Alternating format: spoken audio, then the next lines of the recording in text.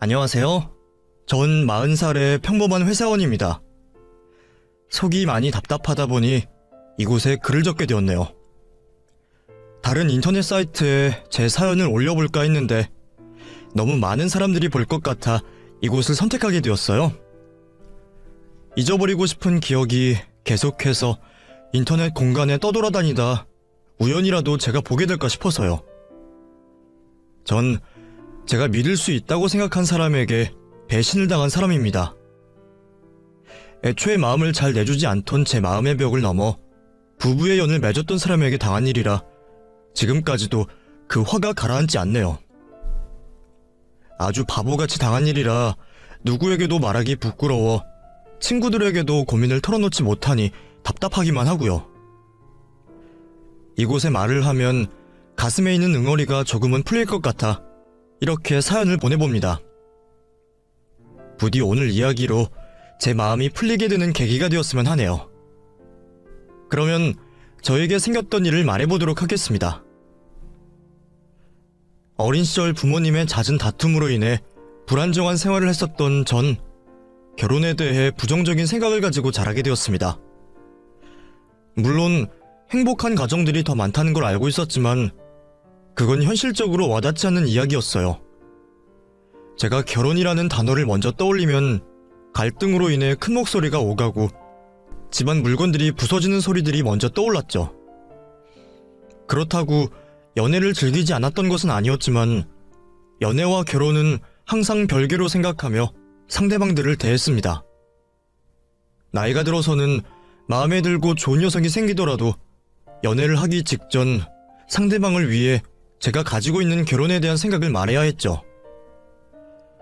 그런 저를 만나주는 여성분들이 있었고 몇몇은 행복한 연애로 인해 저와 결혼까지 꿈꾸었습니다.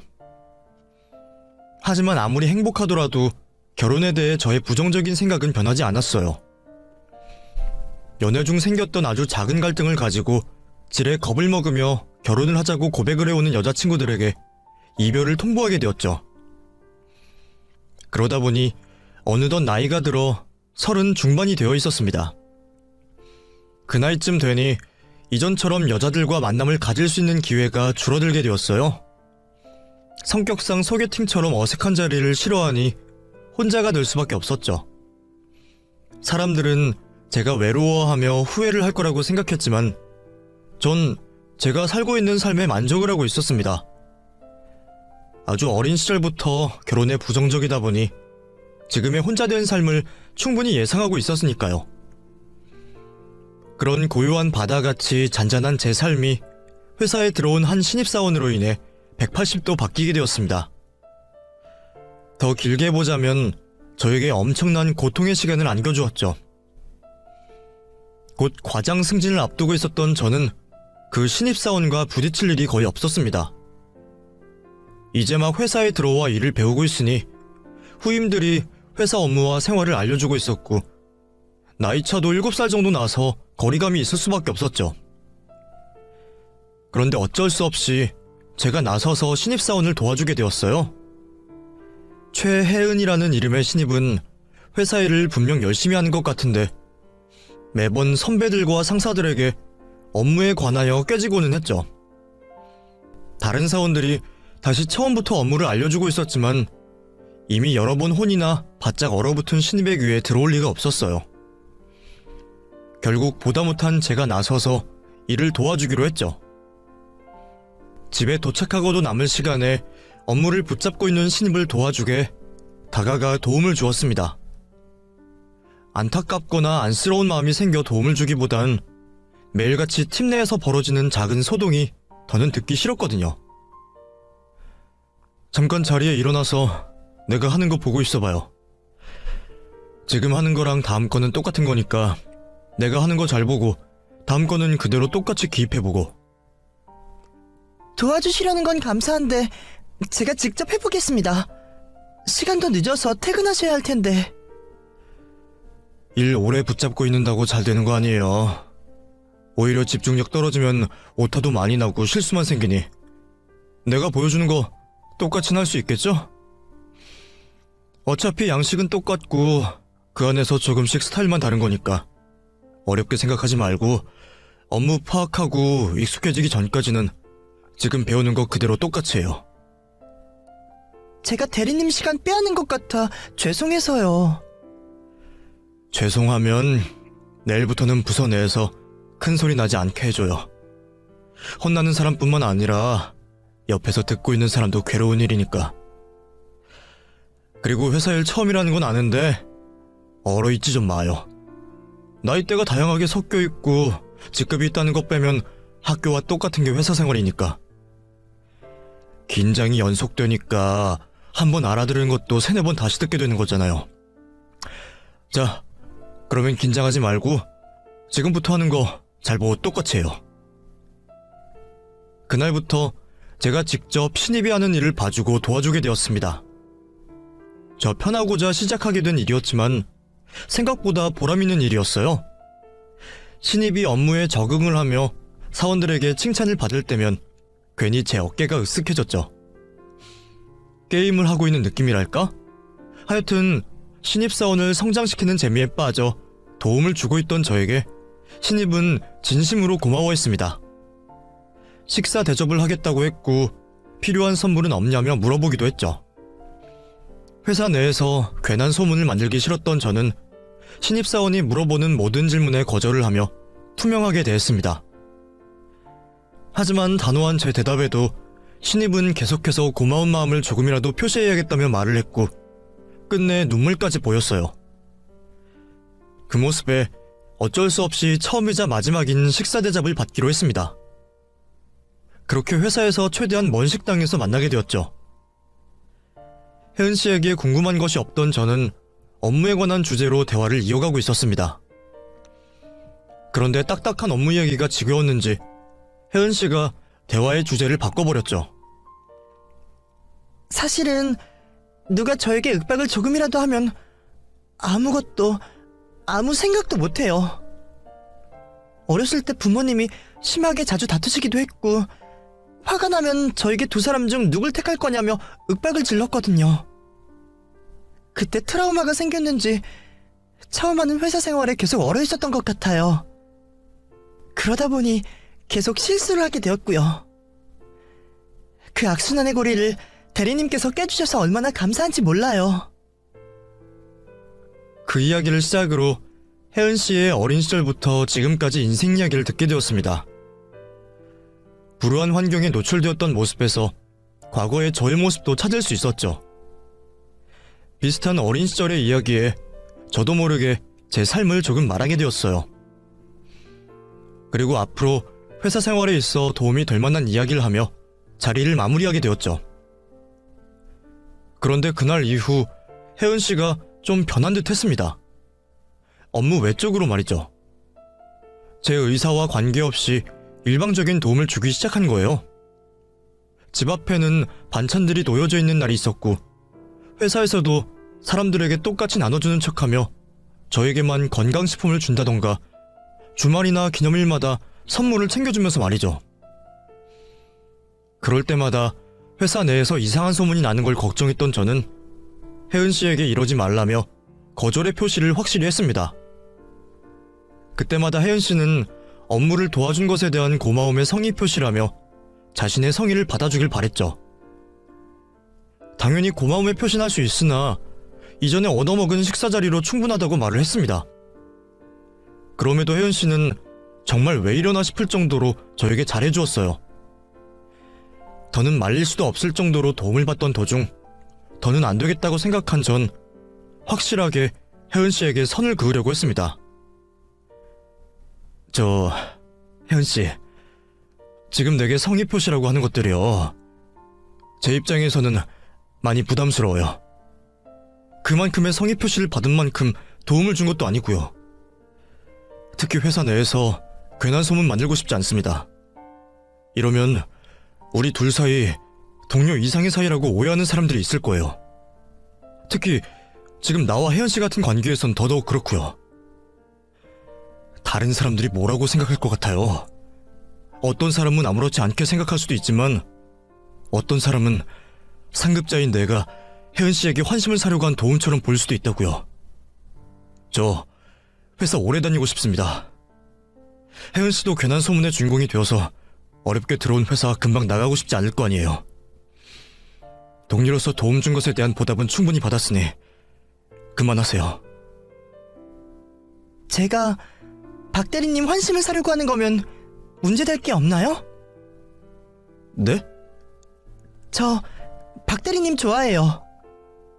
저도 마음에 없는 사람에게 업무 도움 받았다고 이렇게까지 하겠어요? 박 대리님 좋아해서 이렇게 하는 거예요. 아니, 혜은 씨가 날 얼마나 한다고요? 그럼 이제부터 본격적으로 알아가면 되겠네요. 오늘은 이렇게만 하고 갈게요. 앞으로는 제가 박 대리님 좋아하는 거 숨기지 않을 거예요. 물론 회사에서는 편하지 않고요. 갑작스러운 고백에 당황을 했던 저는 다른 말을 하지 못한 채 돌아가는 혜은 씨의 뒷모습만 바라보게 되었죠. 그날 이후 혜은 씨는 자기가 뱉은 말처럼 자신의 마음을 숨기지 않고 저돌적으로 저에게 대시를 해왔습니다. 당연히 전 거절을 했고요. 회사 사람들의 눈도 신경 쓰였지만 그것보다 저에게 연애는 끝이 정해져 있는 만남이다 보니 굳이 회사 사람과 불편한 관계가 되고 싶지 않았거든요. 물론 차이가 많이 나는 나이도 걸렸고요. 하지만 저의 강경한 태도에도 혜은 씨는 지치지 않고 계속해 저에게 애정을 보여줬습니다. 부정적인 저도 계속되는 애정 표시에 마음이 갈 수밖에 없었을 만큼 말이에요. 결국 회사 사람들 몰래 혜은이와 연애를 하게 되었어요. 연애 후에도 혜은이는 저를 살뜰히 챙겨주며 자신을 희생했습니다. 회사 막내라 할 것도 신경 쓸 것도 많은데 언제 챙긴 것인지 항상 제 부족한 것을 챙겨주고는 했죠. 자신을 희생하면서까지 보이는 애정에 조금씩 제 가치관도 변해갔어요. 그렇게 뜨거운 연애 끝에 결혼을 하게 되었죠. 결혼 후 같이 회사를 다니던 아내는 결혼 준비로 무리를 한 탓인지 몸이 급격히 안 좋아졌고 저와 같은 회사를 다니는 게 불편하다며 집에서 쉬며 취직을 준비하기로 했습니다. 그러면서 제 내조와 살림에 최선을 다하겠다고 했죠. 처음 얼마간 아내는 연애 때와 똑같이 내조를 해주며 집안 살림을 살았습니다. 하지만 언제부터인가 집안일들이 하나씩 쌓여갔고 회사에서 퇴근을 한 제가 밀려있는 집안일을 하게 되었죠. 그때마다 바쁜 일이 있어 깜빡했다며 자신이 할 일을 대신한 저에게 고마움을 표하는 아내의 말을 믿고 대수롭지 않게 여겼는데 점점 그런 날들이 많아지게 되었어요. 아무 말 없이 참고 집안 살림까지 살던 저도 더는 참을 수 없는 지경까지 오게 되었습니다. 아내는 밀려있는 집안 살림을 할 의지조차 보이지 않았고 그 일들을 퇴근을 하여 돌아온 제가 대신하고 있음에도 전혀 고마워하지 않았죠. 결국 제가 아내의 나태한 모습에 화를 내게 되었습니다. 당신 나랑 말 좀 하자. 뭐 하고 있으니까 나중에 해. 그놈의 나중에 당신 도대체 왜 이래? 하루 종일 뭐 하고 있는 거야? 진짜 잠깐만 치워도 집안이 이렇게 되진 않겠다. 당신이 살림 잘 살겠다며 그렇게 말해놓고 왜 이러는 건데? 아, 미안해. 내일부터 내가 잘할게. 그러니까 그만하자. 나중에 내일부터 내가 요즘에 당신 입에서 가장 많이 듣는 말이야. 그렇게 말을 했으면 성이라도 보여. 맨날 말만 하지 달라지는 게 있어? 내 것까지 챙기고 신경 쓰라는 말 하지 않을게. 당신이 한 것만이라도 치워줘. 어? 아내의 대답은 항상 똑같았습니다. 변명을 했고 다음으로 미루기만 했죠. 하지만 그 대답 모두 당장의 책임을 회피하기 위한 대답이었을 뿐 단 한 번도 지켜진 날이 없었습니다. 이런 결혼 생활을 원하던 게 아니었기 때문에 곧바로 드는 생각은 결혼에 대한 후회였습니다. 어릴 때부터 항상 이러한 상황을 걱정했었기 때문에 말이죠.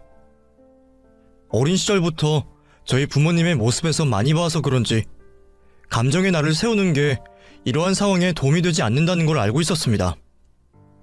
그래서 어떻게든 이 상황을 해결할 수 있는 방법을 찾아보게 되었죠. 우선 제가 노력했던 방법 중 하나는 무조건적으로 제가 아내를 이해하고 대화를 통해서 아내가 변하게 된 이유를 알아내는 것이었습니다. 하지만 저와 대화조차 거부하고 있는 아내로 인해 다른 제3자의 도움이 필요하다는 걸 느끼게 되었죠. 저는 아내를 억지로 데려가 부부 상담을 하게 되었어요. 하지만 그것 또한 부부 두 사람이 상황을 해결하고자 하는 의지가 있을 때나 도움이 되는 일이었습니다.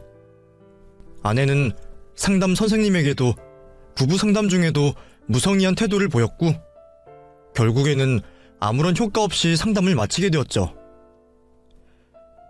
이후 아내와 저 모두 영혼 없는 결혼 생활을 이어가게 되었습니다. 서로에게 무엇을 하라 말하기가 싫어 각자 집안일을 하게 되었고 점점 더 서로에게 멀어져만 갔죠. 상황을 개선시키고 싶었지만 저 스스로는 모든 방법을 다 해본 것 같아 저도 자포자기 상태로 있었어요. 그런데 퇴근을 하고 돌아온 어느 날 아내가 완벽히 달라져 있었어요. 퇴근을 하고 온 저를 반겨주었고 집은 광이 나듯 반짝거리고 있었죠. 아내에게 끌려 자리에 앉게 된 식탁에는 정성 들여 만든 반찬과 음식들이 놓여져 있었고요. 어떻게 된 일인지 아내의 눈치를 보고 있었습니다. 미안. 내가 너무 뜬금없이 어제와 많이 다르지? 실은 며칠 전부터 나 스스로 많이 반성하고 있었어. 당신은 항상 똑같이 날 대해주고 도와주려고 하는데 나 스스로에게 문제가 있다는 걸 너무 늦게 깨달았어. 나도 몰랐는데 결혼하고 나서 바뀐 환경들 때문에 우울증이 있었나 봐. 살림 살 줄도 모르고 집안에 있는 내 모습은 초라해 보이고 그래서 모든 게 다 귀찮아지고 싫었던 것 같아. 미안해. 근데 왜 갑자기 심경에 변화가 생긴 거야? 우울증 치료라도 시작했어? 아니, 우연히 이 동네에서 친구 한 명을 사귀게 되었는데 그 친구 덕분에. 나랑 동갑인데 엄청 밝은 친구야. 내가 집에만 있는 걸 알고는 먼저 찾아오기도 하고 자기 집으로 초대도 해주면서 날 많이 생각해줘. 그 친구 때문에 자연스럽게 회복이 되는 것 같아. 당신이 회사에 가면 항상 빈집에 홀로 있었는데 지금은 그 친구와 수다도 떨고 웃기도 하면서 재밌게 지내거든. 그리고 친구한테 살림을 배우다 보니까 살림 사는 것도 재미있다는 걸 이제야 알았고. 당신 지금까지 고생 많았어. 나 때문에 많이 힘들었을 텐데 앞으로 내가 진짜 잘할게. 그동안에 내가 뱉었단 말, 고생시킨 거 다 잊어줘. 너무 갑자기 변한 모습이라 적응이 되진 않았지만 중요한 건 아내가 예전의 모습으로 돌아왔다는 거였습니다. 다행이라 생각하고 지금의 이 변화가 잠시가 아니길 빌었어요. 이후 종종 저희 집으로 찾아온 아내의 동네 친구인 지연 씨를 만날 수 있었습니다. 아내에게 생기를 불어넣어준 고마운 분이었기 때문에 저도 지연 씨와 반갑게 인사를 나누었죠. 그리고 아무래도 한 아파트 단지에 있다 보니 지연 씨 남편분과도 종종 마주치게 되었고요. 그때까지만 해도 아내와 지연 씨 두 사람만 친했을 뿐이었어요. 본격적으로 우리 부부가 어울리게 되었던 건 제가 지연 씨의 남편과 친해지기 시작하면서부터였죠. 아내와 지연 씨가 만나러 나간 후 집에서 할 게 없었던 저는 맥주를 사가지고 집으로 들어오고 있었죠. 그때 우연히 지연 씨 남편을 만나게 되었죠. 안녕하세요. 안녕하세요. 죄송해요. 저희 와이프가 혜연 씨를 너무 부르죠.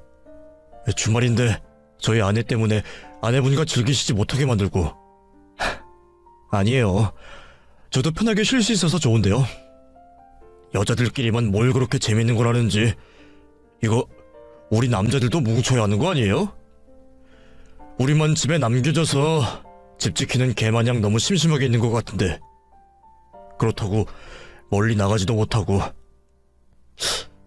진섭 씨만 괜찮으면 우리 동네에서 가볍게 맥주에 치킨이나 먹을까요? 저희 아내가 진섭 씨 아내분 데리고 나간 거니 사죄하는 마음에 제가 살게요. 저도 딱히 할 게 없어 그 말에 따라 나서기로 했습니다. 치킨에 맥주 한 잔만 하기로 했는데 늦어지는 아내들의 귀가 시간에 맞춰 계속 술을 마시게 되었고 서로 여러 이야기를 나누게 되었죠. 그러다 그날 경훈이와 형동생 하기로 했어요. 저보다 나이는 한참 어렸지만 사교성 좋게 예의도 바른 경훈이와 빨리 친해질 수 있었죠. 아내들이 어울려 다니는 시간이 많아지는 만큼 경훈이와 집 앞에서 시간을 보내는 날들도 자연스럽게 많아졌습니다. 나중에는 아내들만큼이나 남편들도 친해져 있었죠. 그러다 보니 어느새 부부 동반으로 식사 자리를 한 만큼 양쪽 집 모두 가까워졌어요. 좋은 동네 친구이자 동생을 알게 된 것 같아 좋아하고 있었는데 아내가 경훈이와 어울리는 걸 싫어했습니다. 여보, 지연이 남편이랑 왜 그렇게 자주 만나? 당신이랑 지연씨 나가면 심심하기도 하고 같은 동네에 살고 있으니 자주 보는 거지. 왜? 난 당신이 그 남자랑 안 어울렸으면 하는데 솔직히 같은 동네 사람인 거 빼면 당신이랑 성격이 맞는 편도 아니잖아. 그 남자 얼마나 논팽이인지 알아?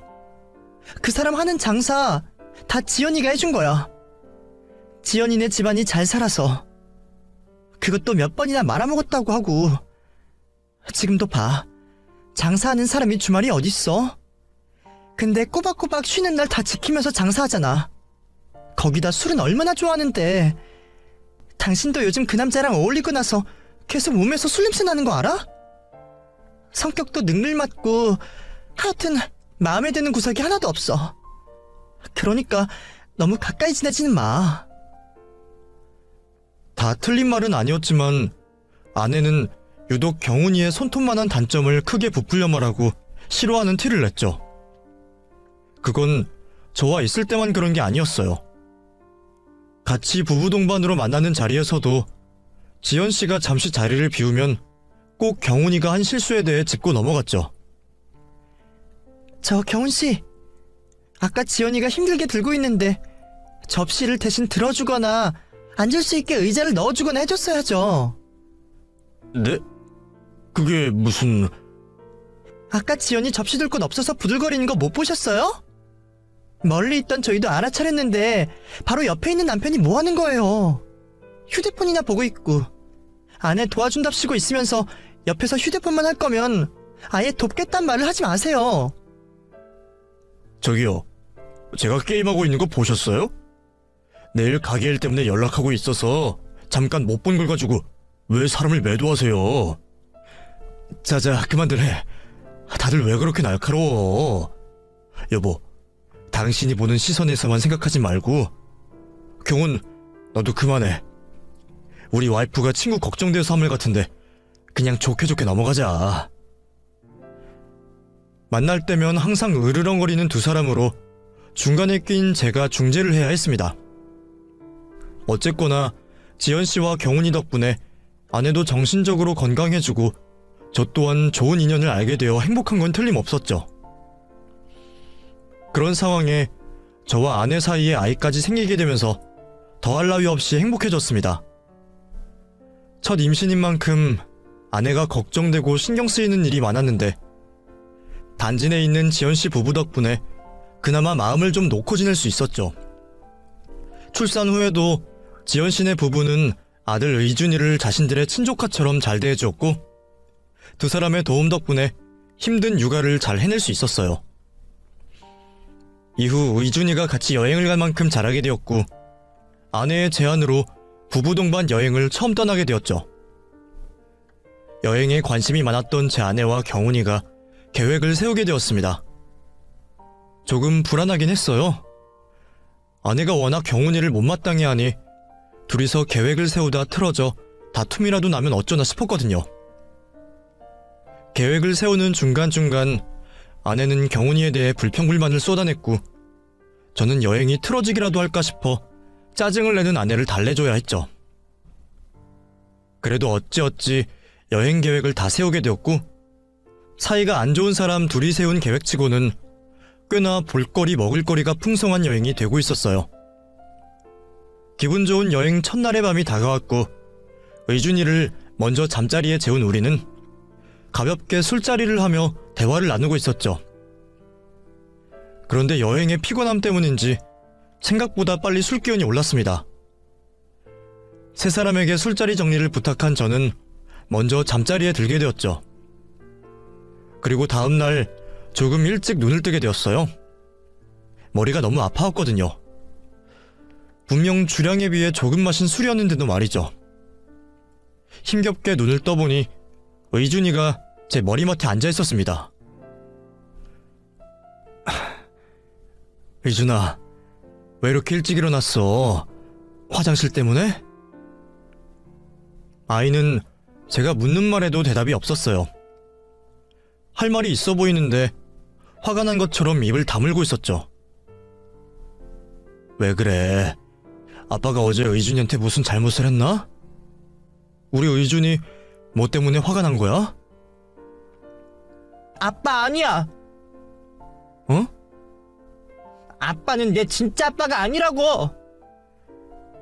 우리 의준이가 화가 많이 났네? 미안해. 근데 아빠가 바보라서 그런지 의준이에게 뭘 잘못했는지 모르겠는데 말해줄래? 아빠가 지금까지 내 아빠인 척하고 있었잖아. 내 진짜 아빠는 따로 있는데. 처음에는 아이가 나쁜 꿈을 꾼 거라 생각했어요. 그 나이 때 아이들이 당일 꾼 꿈과 현실을 혼동하곤 하니까요. 그런데 꿈이라고 하기에는 아이가 하는 말이 너무 현실적이었습니다. 어제 화장실 가려다가 들었어. 엄마랑 아저씨가 하는 말을. 내가 아저씨 어릴 때랑 똑같대. 피는 못 속인다고 큰일이라고 했어. 뭐? 엄마랑 아저씨가? 어디서? 어제 밥 먹을 때 내가 있었던 텐트에서 서로 안고서 하는 말 들었다고. 아빠가 내 아빠가 아니라는 걸. 저 아저씨가 내 진짜 아빠래. 아빠는 지금까지 날 속였어. 이전 아이가 꿈에서 본 이야기를 하는 것과 많이 달랐습니다. 허황되고 상상력이 가득한 말이 아닌 직접 눈으로 본 걸 말하는 것 같았죠. 저 역시 당황스러운 건 마찬가지였지만 아이가 받을 충격이 먼저 생각났습니다. 잠결에 본 걸 꿈이라고 아이에게 속이게 되었죠. 그리고 아이에게 어제 꾼 꿈을 다른 어른들이 기분 나빠할 수도 있으니 말하지 말라고 했습니다. 아내에게도 말이죠. 다시 아이를 잠자리에 재웠던 저는 혼자서 긴 생각에 빠지게 되었어요. 제 아내와 좋은 동생을 의심하는 꼴이 될 수도 있었지만 의준이가 말한 모든 게 너무 자세했습니다. 꿈이라고 한다면 의준이가 잠이 들고 난 이후의 술자리까지 묘사할 수 없었을 거예요. 결국 저는 아내를 어중간하게 떠보기로 했죠. 밤이 되기만을 기다렸던 저는 의준이를 재우고 아내에게 묻게 되었습니다. 나 당신이 경훈이와 어떤 사이인지 알고 있어. 뭐? 지금 무슨 소리 하는 거야? 내가 지연이 남편이랑 무슨 관계라고? 두 사람 사이 한 말을 직접 들은 사람도 있어. 정말 아니라고 할 수 있어? 지금이라도 그 사람 여기로 데려와서 무슨 말을 들었는지 모두 모인 자리에서 확인해볼까? 그 순간 심각한 표정으로 고민을 하고 있는 아내의 얼굴을 보았습니다. 그 모습을 보게 된 저는 확신을 가지게 되었고 좀 더 몰아붙이게 되었죠. 거짓말 같아? 내 아들 의준이를 가지고 확인해볼까? 그럼 그때 되어서 잘못했다고 할래? 설마 두 사람 사이를 들켰을까 하고 있는 아내에게 정곡을 찔렀던 것 같습니다. 아내는 크게 놀란 표정을 짓더니 곧바로 무릎을 꿇고 제 다리를 잡았죠. 여보, 잘못했어. 제발 날 용서해줘. 앞으로 당신이 하라는 대로 할게. 다시는 그 사람 만나지 않겠다고 약속할게. 그러니까 우리 조용히 올라가자. 뭐? 정말이었어? 두 사람 정말 불륜 관계인 게 맞았다고? 미안해. 정말 미안해. 사실 나도 이렇게 될 줄은 몰랐어. 경훈이를 같은 동네에서 만나게 될 줄도 몰랐고 이렇게 길게 만나게 될 줄도 몰랐어. 나도 몇 번이고 중간에 그만두려고 했어. 당신과 지연이 얼굴을 제대로 쳐다볼 수가 없어서. 그런데 우리를 말려줄 사람이 없으니까 서로가 서로를 붙잡다 보니 여기까지 오게 된 거야. 여보, 얼마나 배신감이 큰지 알고 있어. 내가 정말 죽일년이지. 근데 한 번만, 딱 한 번만 내게 기회를 주면 안 될까? 앞으로 당신과 의준이에게 정말 잘할게. 관계를 시인한 순간 제가 두 사람의 관계를 알아내는 건 시간 문제라고 생각한 건지 아내는 불륜 관계에 대해 부정하지 않았습니다. 전 어떻게 일어난 일인지 알아야 했어요. 아내에게 모든 것을 빼놓지 말라고 말했고 두 사람의 긴 이야기를 듣게 되었죠. 두 사람의 관계는 제가 예상한 것보다 더 한참 전부터 시작이 되었습니다. 다르게 표현하자면 두 사람 사이에 저와 지연 씨가 중간에 끼어든 거라고 할 수 있죠. 아내는 저와 만나기 한참 전부터 경훈이와 연애를 하고 있었다고 했습니다. 고등학교를 졸업하고 같은 장소에서 아르바이트를 시작하게 되면서 만나게 된 두 사람은 오랜 연애를 했죠. 그런데 두 사람 다 결혼을 할 형편이 되지 않았습니다. 아내 집안 형편도 좋지 않았지만 경훈이네 집안이 더 심각했다고 하죠.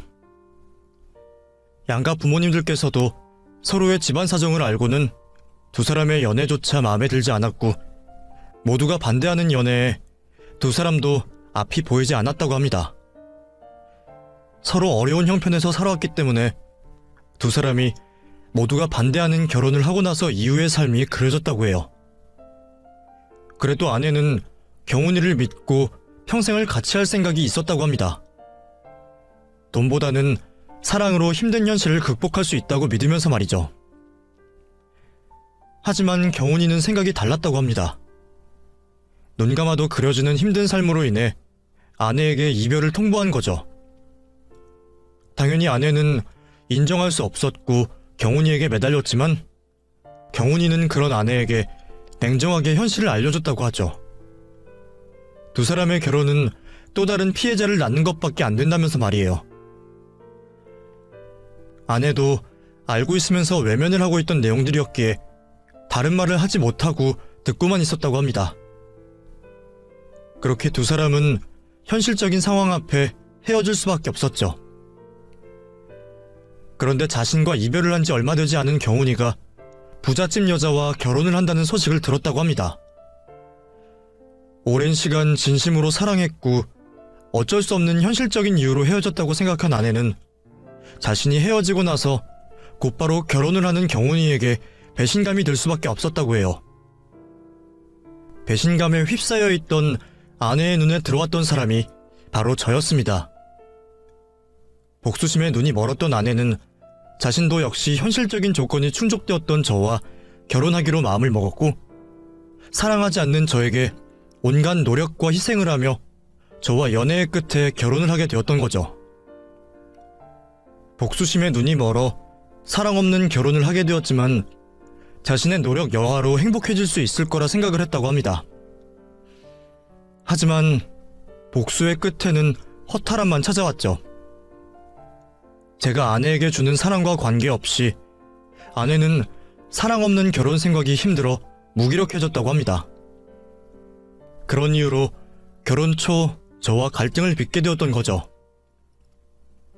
그러다 우연히 같은 아파트에 경훈이가 살고 있다는 것을 알게 된 아내는 우연을 가장하여 재회를 하게 되었다고 해요. 오랜만에 본 두 사람은 어쩔 수 없이 서로에게 끌렸다고 했습니다. 하지만 서로 가정이 있었기에 선을 넘지 않으려고 했죠. 각자 옆에 있는 배우자를 보며 불편한 마주침을 계속해오던 두 사람은 과거의 감정을 정리하고자 가벼운 술자리를 하게 되었다고 해요. 그 술자리가 결국에는 실수로 이어지게 되었죠. 서로의 변하지 않는 마음을 확인한 두 사람은 더는 감정을 숨기지 않기로 했고 만남을 이어갈 수 있는 방법을 생각했다고 합니다. 그게 바로 서로의 배우자에게 친한 이웃으로 접근을 하는 거죠. 새로 이사온 동네에는 아는 사람이 없어 외로워하던 지연씨에게 아내는 좋은 친구가 되어주었고 지연씨를 만난다는 핑계로 경훈이와 만남을 이어갈 수 있었다고 합니다. 그 상황에 경훈이 또한 대담하게 저에게 접근을 했고 형동생 관계를 맺어가며 두 사람이 우리를 속이고 편하게 만남을 가질 수 있게 한 거죠.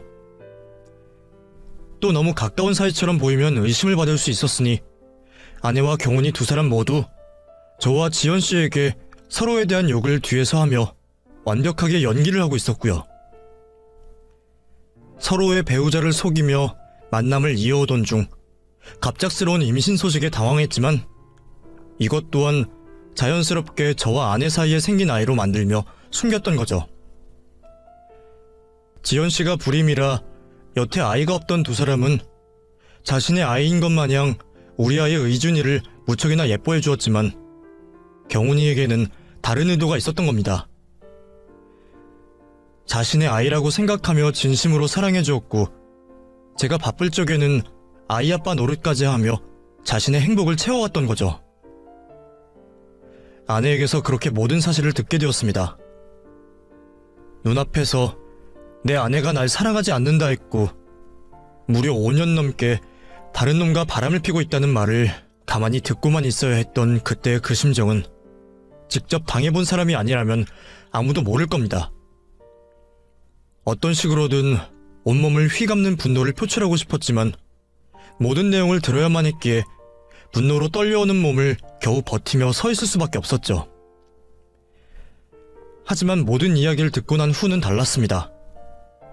아내의 입에서 미안하다는 말이 나오는 순간 곧바로 그 녀석이 있는 숙소로 뛰어갔죠. 문이 열리자마자 나를 기만한 그 녀석에게 냅다 주먹을 날렸습니다. 그리고 계속해서 녀석의 얼굴에 주먹질을 했죠. 난데없는 폭행에 놀란 지연씨는 자신의 몸을 날려 그 녀석에게서 저를 밀쳐냈어요. 진섭씨, 지금 뭐하는 거예요? 혜연아, 너 왜 보고만 있어? 네 남편 좀 말려봐. 나와요. 저 새끼 오늘 죽여야 하니. 네? 오해가 있으면 말로 해야죠. 움직이지 마요. 지금 당장 경찰 부를 테니. 그래요. 부르세요. 저 새끼 그리고 내 아내라는 저 여자 불륜으로 좀 잡아가라고 부르라고요. 신고를 하려던 지연씨는 제 말을 듣고 그 상태로 멈춰버렸습니다. 방금 제 아내라는 저 여자에게 다 듣고 온 겁니다. 저 두 사람 저와 지연씨를 만나기 전에 서로 죽고 못 살던 연인이랍니다. 두 사람 모두 우리를 사랑해서 결혼한 게 아니라 조건을 보고 결혼했대요.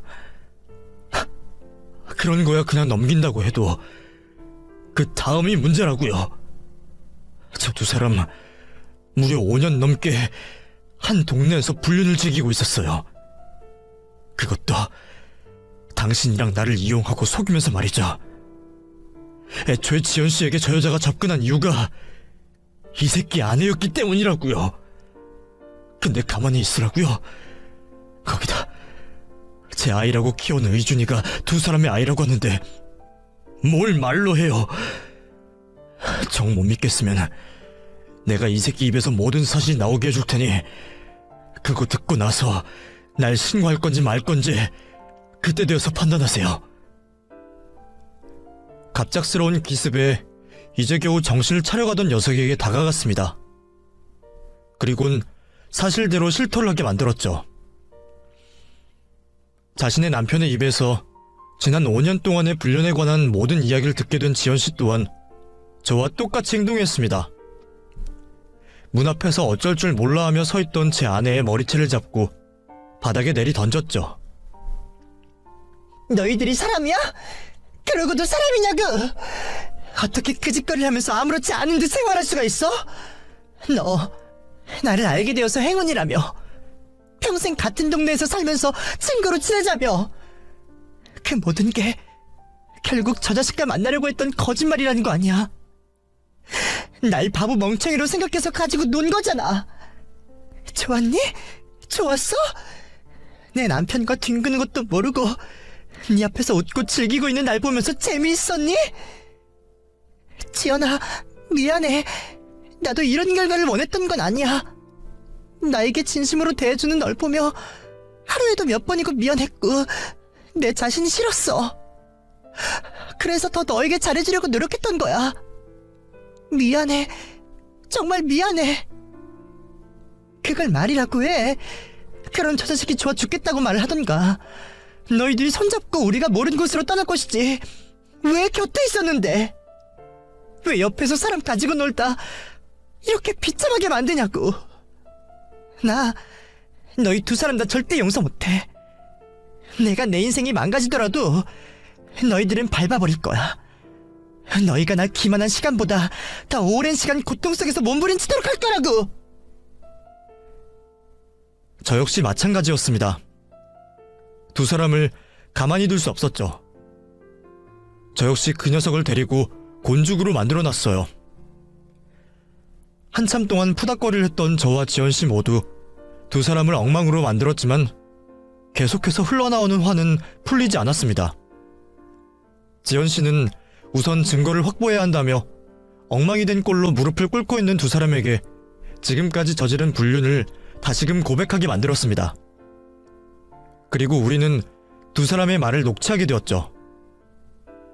두 사람 모두 저와 지연씨에게 각각 집안에 받은 도움이 있었기에 자신들이 배상해야 하는 돈이 겁이 났는지 불륜 고백을 하는 중간중간 잘못을 빌며 용서를 구해왔습니다.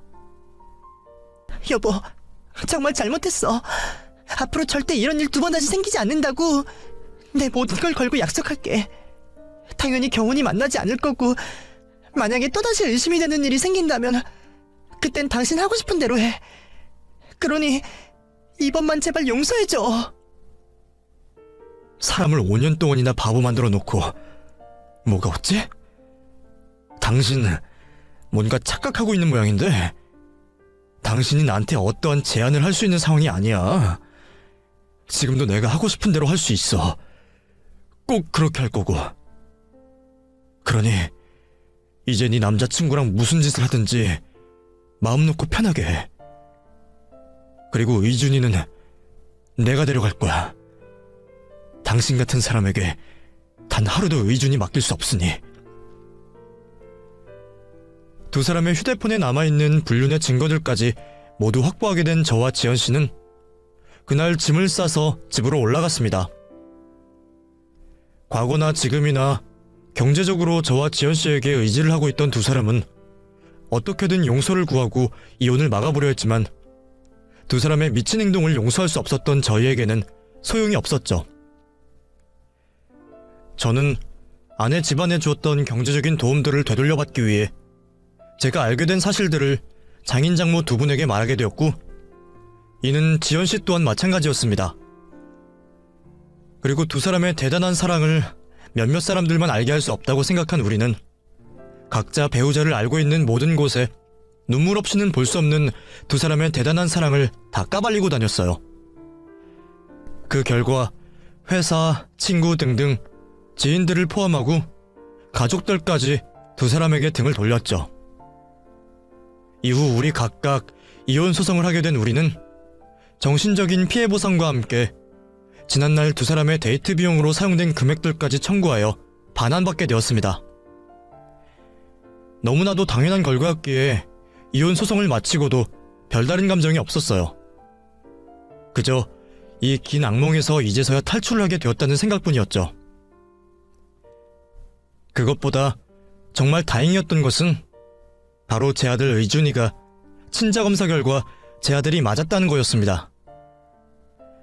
설령 제 친자식이 아니라고 하더라도 두 사람에게 빼앗기지 않고 키우고 싶었어요. 그만큼 아들을 사랑했기에 저에게는 그것보다 다행인 일이 없었죠. 지금은 제가 홀로 아이를 키워가고 있습니다. 물론 아내를 끝까지 괴롭히기 위해 양육비를 청구하며 받아가면서 말이죠. 최근까지도 이 황당한 불륜 이야기의 주인공이었다는 충격에 헤어나오지 못했어요. 이제서야 조금씩 정신을 차리며 다시 힘차게 살아갈 준비를 하고 있습니다. 그다지 행복하지 않은 어린 시절을 보낸 제가 아들을 잘 키울 수 있을까 싶어 많은 고민을 하고 있지만 잘 해야겠죠. 저만 바라보고 있는 아이를 위해서 말이에요. 마지막으로 저에게 큰 힘을 주시길 바라며 이만 마지막 인사를 드리겠습니다. 제 사연 들어주셔서 감사합니다.